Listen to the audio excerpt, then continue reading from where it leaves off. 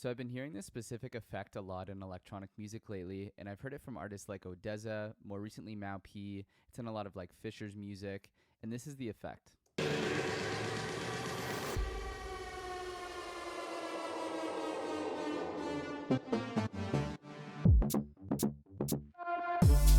It's that effect where something either is speeding up or slowing down, and the rate has absolutely nothing to do with the project tempo. It just seems to be doing it freely. So the first thing I want to do is I want to figure out what audio sample I actually want to have looping. So in this case, I'm just going to use this sample right here.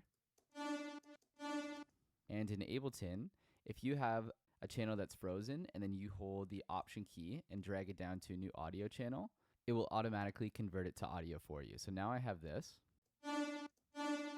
in audio form. The next step is I'm going to create a new MIDI channel, and I'm going to be using Ableton's sampler, which is called Simpler.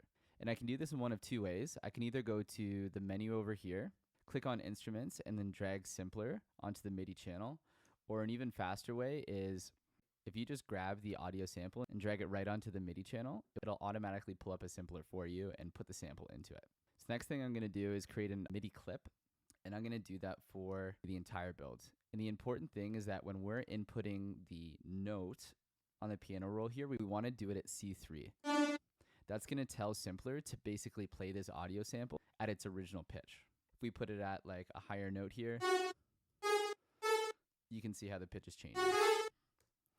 So we're going to put it at C3, and I'm going to make it the entire length of the build. Next up, we want to grab an arpeggiator from the MIDI effects menu. And then on the arpeggiator, we want to hit the sync button.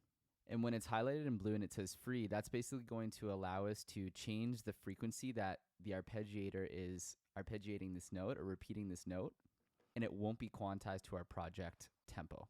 So let's listen to what that sounds like.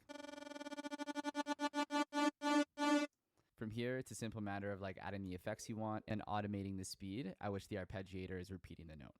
So we get something like this. Concentrate. Focus.